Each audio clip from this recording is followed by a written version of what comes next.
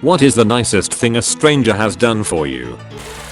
I bought my condo at 27 from a guy I've never met. There were a lot of offers way over asking price in a competitive market, but I offered what I could. I had lost out on many places before over months of searching, being outbid by ridiculous cash offers I had no chance of beating. I fell in love with this neighborhood and made 2 other failed offers here earlier, so I wrote him a letter just telling my story, how hard I tried to save everything I could to buy my first place and make a home and start really establishing myself.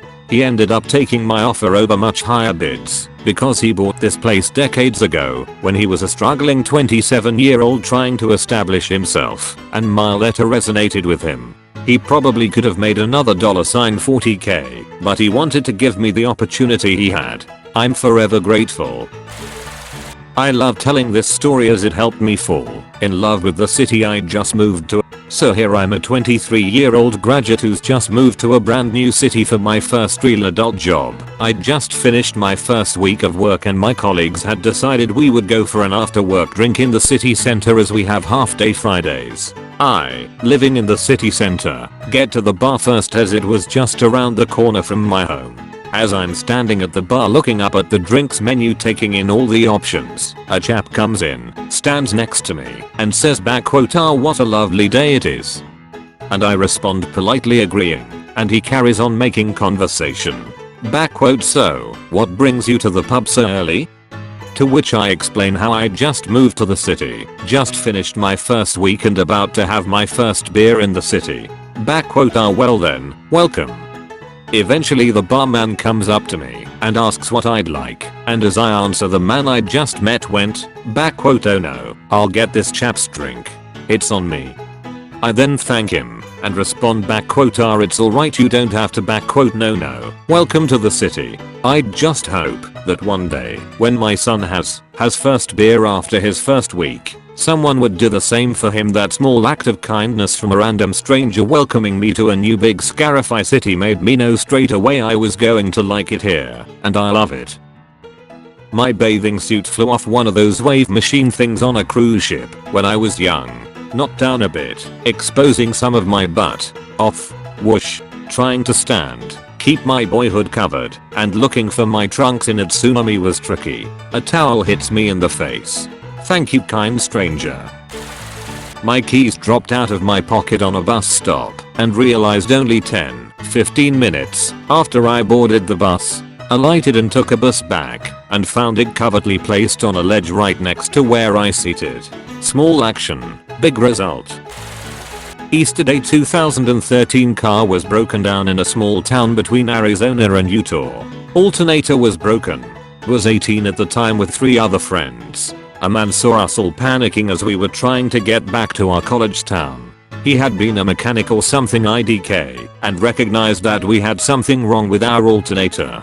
He spent 3 hours working on fixing it and only asked us for the money it costs for the new part he needed. Once he finished, we drove 2 miles and broke down again. He had been following us to make sure we were okay for the first few miles and then got a rope and pulled us back to the shop/gas station area he was helping us at. He spent another 2 hours and fixed it perfectly. We drove home and came home perfectly. Throughout all of this, him and his girlfriend were bringing us water and buying us pizza.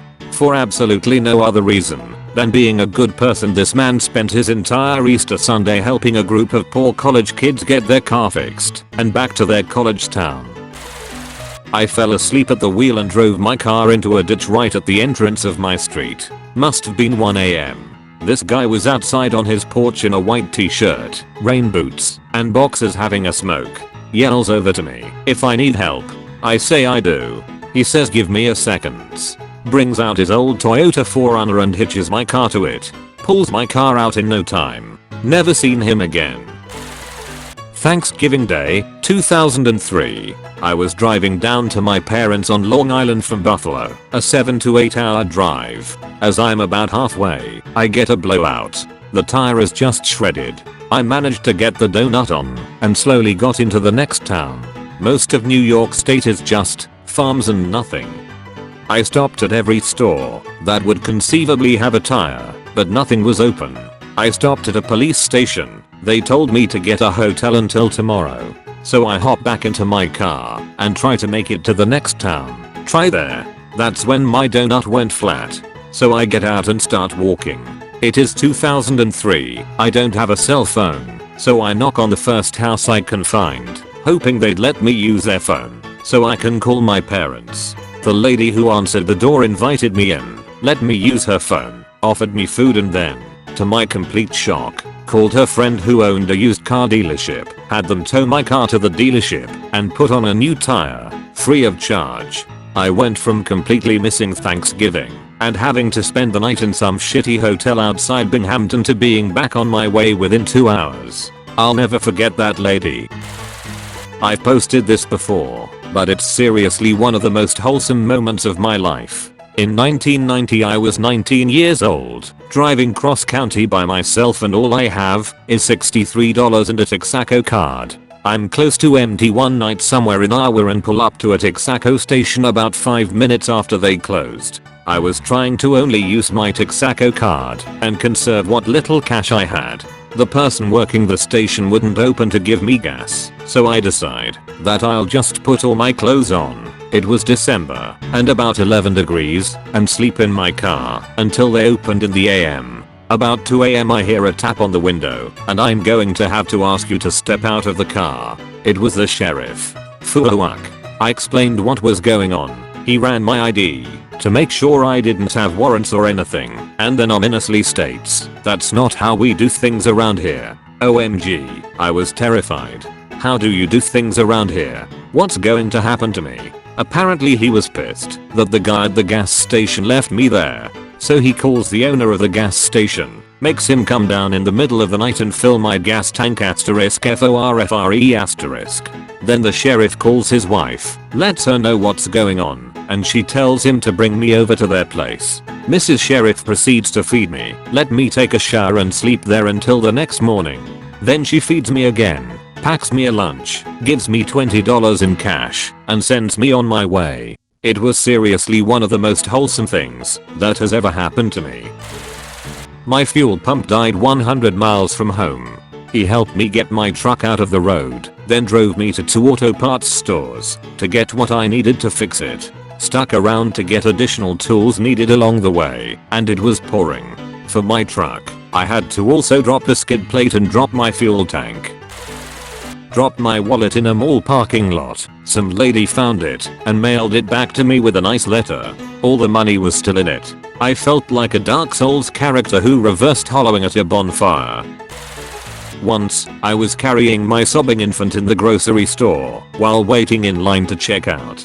I was super overwhelmed. It was my first trip out after my son was born, and a kind older man said one day, "You're going to look back on this with happy memories and even miss these moments." He then insisted that I cut in front of him in line and bought all of my groceries. Man, that made a huge impact on me. What a wonderful man. Going through the line at Aldi, and I had a bunch of stuff for Wick. Cheese, milk, yogurt, cereal, and juice for my pregnant with twins girlfriend. Find out Aldi doesn't participate in the Wick program, and oh shit, I'm broke otherwise. I apologize and ask if they could restock it for me, and out of nowhere this nice lady says she can cover it. I say wow, thank you, but not needed as I can go to Walmart down the road. She insists, tells me congratulations and best wishes for the babies. She really restored a lot of my faith in humanity that day.